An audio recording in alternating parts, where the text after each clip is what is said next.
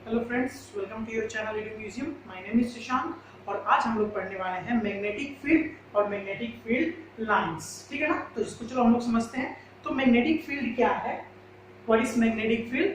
The space around a magnet. Suppose मान लो कि ये एक मैग्नेट है, तो इसके अराउंड में जो स्पेस है जहां पे इस मैग्नेट का फोर्स एक्सर्ट करता है उसी को हम लोग बोलते हैं magnetic field. The space around a magnet in which the force of magnet can be exerted is called its magnetic field। जैसे मान लो एक मैग्नेट है, यहाँ पे मैंने एक मैग्नेट बना लिया, नॉर्थ है और ये साउथ पोल है उसका। तो इसके अराउंड में वैसा स्पेस जहां तक इस मैग्नेट का फोर्स एक्सर्ट करता हो। लाइक सपोज अगर कोई ऑब्जेक्ट को, कोई फेरोमैग्नेटिक ऑब्जेक्ट को हम इस स्पेस के अंदर, इस सराउंड के अंदर लाएंगे, तो वहां पे क्या होगा ना, इस मैग्नेट का फोर्स उस फेरोमैग्नेटिक सब्सटेंस के ऊपर एक्सर्ट करेगा। आइदर वो रिपेल करेगा या फिर वो अट्रैक्ट करेगा। तो वैसे एरिया को, वैसे स्पेस को जो मैग्नेट को सराउंड करता हो, जहां पे इस मैग्नेट का फोर्स एक्सर्ट करता हो दूसरे मैग्नेटिक सब्सटेंस पे, उसको हम लोग बोलते हैं मैग्नेटिक फील्ड। ठीक है ना।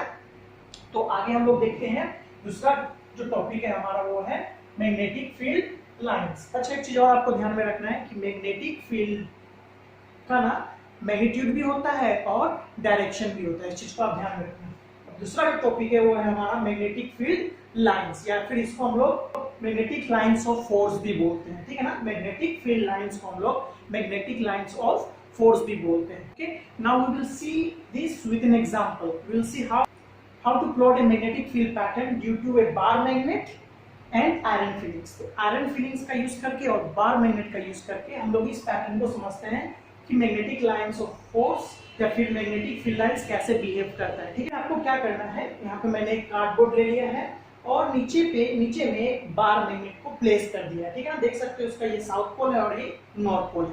उसके बाद आपको क्या करना है ना, आयरन फिलिंग्स लेना है, छोटा छोटा आयरन का टुकड़ा, और उसको आपको ऊपर स्प्रेड करना है, कार्डबोर्ड के ऊपर में स्प्रिंकल कर देना है, छीट देना है। ठीक है ना।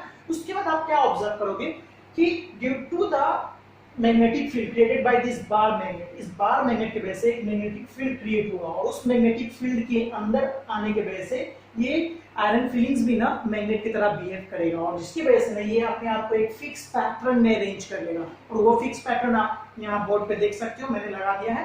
तो देखो किस तरीका से वो अपने आप को, जब इसको आप थोड़ा थोड़ा स्ट्राइक करोगे, इसको पेन से या कुछ से भी स्ट्राइक करोगे इस बोर्ड को, कार्डबोर्ड को, तो आप क्या ऑब्जर्व करोगे कि जो आयरन फीलिंग्स है, देख सकते हो इस बोर्ड पे, अपने आप को एक पर्टिकुलर पैटर्न में, एक फिक्स पैटर्न में अपने आप को अरेंज कर लिया। और ऐसा क्यों हो रहा है, कैसे हो रहा है, उसको हम लोग अब समझते हैं। ठीक है ना।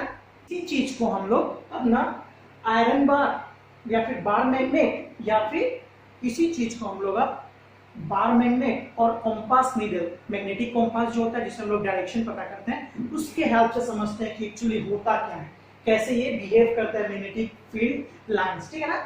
तो आपको एक चीज ध्यान में रखना है, यहाँ पे ये जो मैं सिंबल यूज करूंगा, जो हेड है, हेड नॉर्थ को शो करेगा और टेल जो है वो साउथ को शो करेगा। ठीक है।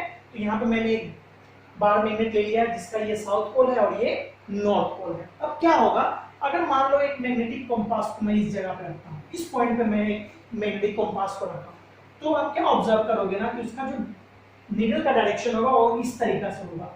ये हेड जो है वो नॉर्थ शो करता है और टेल जो है वो साउथ शो करता है। अब यहाँ पे आपको ध्यान देने वाला चीज है, जो हेड का जो डायरेक्शन होगा ना, वो नॉर्थ पोल के ऑपोजिट होगा। क्यों ऑपोजिट होगा? क्योंकि देखो आपको पता होना चाहिए कि सेम चार्ज एक दूसरे को क्या करता है, रिपेल करता है, और ऑपोजिट चार्ज एक दूसरे को अट्रैक्ट करता है। तो यहाँ पे ऑलरेडी ये बार मैग्नेट का नॉर्थ पोल है, इसीलिए उस मैग्नेट का जो साउथ पोल है वो इस नॉर्थ को अट्रैक्ट करेगा, इसीलिए साउथ इधर आ जाएगा। और क्योंकि नॉर्थ एक दूसरे को रिपेल करता है, इसलिए नॉर्थ इसके अपोजिट साइड में चला जाएगा। सेकंड केस में, फर्स्ट केस में मैंने यहाँ रखा है इसको, ठीक है ना, इस पॉइंट पे रखा है मैग्नेटिक कंपास को। सेकंड केस में ना मैं यहाँ रखता हूँ कंपास को, मान लो इस पोजीशन पे मैंने कंपास को डाल दिया, तो आप क्या ऑब्जर्व करोगे कि इस बार इसका डायरेक्शन समवट लाइक दिस होगा कि एरो उधर करेगा और साउथ इधर, हेड ऊपर की तरफ, टेल नीचे की तरफ, क्योंकि नॉर्थ है। अब देख सकते हो से। और थर्ड केस में चलो इसका नाम देता हूँ, इस पॉइंट को हम ए नाम दे देते हैं, इस पॉइंट को बी नाम दे देते हैं। अब थर्ड पॉइंट जो हम लेते हैं सी पॉइंट को, तो आप क्या ऑब्जर्व करोगे कि इस बार इसका डायरेक्शन ऐसे रहेगा, ये होगा नॉर्थ और ये होगा साउथ, क्योंकि ऑपोजिट एक दूसरे को अट्रैक्ट कर रहा है। ठीक है, इस बार केस ये ले लेते हैं, यहां लगा देते हैं, तो आप ऑब्जर्व करोगे कि ये ऐसे रहेगा, ये नॉर्थ और ये साउथ। केस में फिर यहां ले लेते हैं, तो ऑब्जर्व करोगे कि ये लगभग सीधा हो जाएगा और ये टेल साउथ रहेगा और ये नॉर्थ होगा। ऐसे क्यों हो रहा है एक्चुअली, देखो ध्यान से कि ये साउथ है तो ये हेड इसकी तरफ जाएगा ना, ये साउथ नॉर्थ को अट्रैक्ट करेगा, वैसे ही ये साउथ ये नॉर्थ को अट्रैक्ट करेगा, वैसे ही ये साउथ ये नॉर्थ को अट्रैक्ट करेगा। फिर केस में हम यहां ले लेते हैं, इसका नाम देते हैं ए बी सी, इस पॉइंट को डी, इस पॉइंट को ई, इस पॉइंट को ले लेते हैं। चलो ऐसे होगा, अब ये हो गया आपका साउथ और ये हो गया आपका नॉर्थ। एफ पॉइंट पे ऐसे बिहेव करेगा। अब देख सकते हो कि ये जो एरो है वो एरो नीचे की तरफ आ रहा है, साउथ की तरफ झुक रहा है। ठीक है ना। फिर एक केस ले लेते हैं हम लोग यहाँ पे, तो ये होगा ऐसे, ये हो जाएगा आपका नॉर्थ और ये हो जाएगा आपका साउथ, ये जी है। और एक पॉइंट अगर हम यहाँ ले लेते हैं तो फिर आप क्या ऑब्जर्व करोगे कि ये बिल्कुल सीधा हो जाएगा और ये हेड हो जाएगा और ये टेल हो जाएगा, ये साउथ है और ये नॉर्थ है, एच। ठीक है। तो अब एक चीज ध्यान से देखो, अगर इस सारे पॉइंट को A B C D E F G H, इस सारे पॉइंट को अगर आप मिला देते हो तो आप क्या ऑब्जर्व करोगे ना कि एक फिक्स पैटर्न बना रहा है, फिक्स लाइन बना रहा है। चलो मैं ऐसे, ये भी क्योंकि ये बोर्ड से बाहर हो जाएगा तो ये पॉसिबल नहीं है, इसलिए मैं ऐसे बनाता हूं। देखो सारे पॉइंट को अगर आप ज्वाइन करते हो तो ऐसे बनेगा। ठीक है। तो आप क्या देख सकते हो कि एक पैटर्न बन रहा है। पैटर्न क्या बन रहा है कि नॉर्थ से निकल रहा है एरो, नॉर्थ से निकल रहा है। तो देखो टेल किसकी तरफ है, टेल नॉर्थ की तरफ है, नॉर्थ पोल की तरफ, और हेड किसकी तरफ जाके मर्ज हो रहा है, साउथ में जाके मर्ज हो रहा है। तो आप देख सकते हो कि इसका डायरेक्शन जो है वो नॉर्थ से निकल रहा है और जाके कहां मर्ज हो रहा है, वो जाके मर्ज हो रहा है साउथ में। वैसे ही अगर आप यहाँ पे भी बहुत सारा आयरन फिलिंग्स डालते हो तो वो भी ऐसे ही बिहेव करे और अपने आप को इस तरीका का पैटर्न अरेंज कर लेगा। आप कितना भी बना सकते हो, बहुत सारा ऐसे भी रहेगा एक, क्योंकि ये बोर्ड से बाहर जा जाएगा इसलिए इसको दिखाना पॉसिबल नहीं। ठीक है। तो आप एक चीज को ध्यान में रखना कि ये जो मैग्नेटिक कॉम्पास है इसका जो डिफ्लेक्शन होगा ना वो डिपेंड करेगा कि वो किस पोजीशन पे है। पोल्स के पास इसका डिफ्लेक्शन बहुत ज्यादा होगा और पोल से दूर उसका डिफ्लेक्शन बहुत कम होगा। देख सकते हो यहाँ पे डिफ्लेक्शन बहुत ज्यादा है और यहाँ पे डिफ्लेक्शन बहुत कम, एकदम स्ट्रेट है ऐसे। ठीक है ना। लेकिन अगर आप बात करते हो यहाँ पे पोल्स के आसपास तो इसका डिफ्लेक्शन, कॉम्पास का डिफ्लेक्शन बहुत ज्यादा है। तो इससे हमको क्या पता चला, इससे हम लोग कुछ इंपॉर्टेंट पॉइंट्स पता चलता है, उस पॉइंट को हम लोग एक एक करके डिस्कस करते हैं। ठीक है। तो चलो हम लोग कुछ पॉइंट समझते हैं, इंपॉर्टेंट पॉइंट्स क्या है इस चीज का, जो हमने एक्सपेरिमेंट किया है उससे हमको क्या कंक्लूजन निकलता है वो देखो। सॉरी, the first point क्या है, the magnetic field lines originate from the north pole and ends at its south pole। तो अगर आप ध्यान से देखा जाए, जो एक्सपेरिमेंट में हमने क्या पाया कि जो मैग्नेटिक फील्ड लाइंस था वो कहां से ओरिजिनेट होता था, वो ओरिजिनेट होता था नॉर्थ पोल से। सारे ही magnetic field lines north pole से ओरिजिनेट होता था और जाके कहां मिलता था, जाके मिलता था साउथ पोल में। ठीक है ना। तो आपको इस चीज को ध्यान में रखना है कि all the magnetic lines of force या magnetic field lines originate from the north pole and merge at the south pole।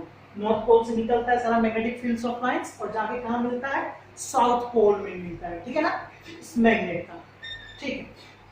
चलो एक चीज और आपको इसमें ध्यान रखना है, ये तो हुआ आउटसाइड द मैग्नेट। अभी जो हम बात किए हैं the magnetic fields lines originate from the north pole and merge at the south pole outside the magnet, magnet के बाहर। लेकिन अगर अंदर का आप देखो, अंदर में अगर आप देखोगे तो ये ऐसे ही चला जाएगा। मतलब अगर अंदर का देखा जाए तो अंदर में क्या होता है, मैग्नेट के इनसाइड द मैग्नेट क्या होता है, ओरिजिनेट होता है साउथ से और मर्ज जाके मिलता है कहां पे, नॉर्थ पे, पूरा उल्टा। और ऐसा क्यों हो रहा है इसका कंक्लूजन आप हम ऐसे दे सकते हैं।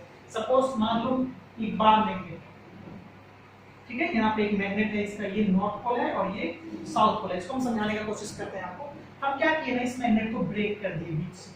अगर आप बीच से ब्रेक कर देते हो, ठीक है, बीच से ब्रेक कर दिए तो ये साउथ था तो ये नॉर्थ बन गया और ये नॉर्थ है तो ये क्या बन जाएगा, साउथ बन जाएगा। अब अगर हम अपना नीडल, कंपास नीडल को अगर हम इसके बीच में डालते हैं तो क्या आप ऑब्जर्व करोगे कि इसका नॉर्थ किधर डायरेक्ट करेगा, इसका नॉर्थ डायरेक्ट करेगा साउथ की तरफ और टेल किधर डायरेक्ट करेगा, नॉर्थ की तरफ, क्योंकि ऑपोजिट आपको पता होना चाहिए कि ये हेड जो है वो नॉर्थ को बताता है, नॉर्थ पोल को बताता है, और जो टेल है वो किसको बताता है, साउथ को बताता है। तो क्योंकि ये साउथ है तो ये नॉर्थ हो गया, और ये नॉर्थ है तो ये साउथ हो गया। तो अगर आप ध्यान से देखो तो आप क्या दिख रहा है, अगर इसका डायरेक्शन आप यार इनसाइड द मैग्नेट का बात कर रहे हैं, मैग्नेट के अंदर इसका डायरेक्शन क्या है, साउथ टू नॉर्थ है, साउथ टू किधर है, नॉर्थ है। याद रखना इसको कि inside the magnet the direction of magnetic lines of force is always from south to north, whereas in case of outside the bar magnet it will be from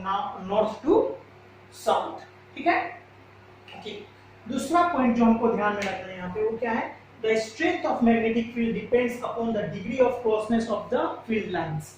मतलब इस magnetic field का strength क्या हर जगह same होगा, नहीं, हर जगह इस magnetic field का स्ट्रेंथ अलग अलग होगा। और वो किस पे डिपेंड करेगा, वो डिपेंड करेगा कि जो मैग्नेटिक लाइंस है उसका डिग्री ऑफ क्लोजनेस, जहां पे वो मैग्नेटिक लाइंस पास होगा, क्लोज होगा एक दूसरे का, जैसे यहाँ पे देख सकते हो, पोल्स पे देख सकते हो, ये क्लोज है एक दूसरे का, तो जहां पे क्लोज होगा वहां पे स्ट्रेंथ ज्यादा होगा, और जहां पे दूर दूर होगा मैग्नेटिक लाइंस वहां पे स्ट्रेंथ कम होगा। तो आप यहाँ पे साफ साफ देख के बता सकते हो कि पोल्स पे मैग्नेट का स्ट्रेंथ हाई होता है। क्यों होता है, क्योंकि वहां पे मैग्नेटिक फील्ड लाइंस क्लोज होता है। वेरस अगर आप बीच का सेंटर का बात करते हो तो यहाँ पे मैग्नेटिक लाइंस एक दूसरे से दूर दूर है, और दूर दूर होने के वजह से यहाँ पे स्ट्रेंथ क्या होगा, मैग्नेटिक फील्ड का स्ट्रेंथ क्या होगा, कम होगा।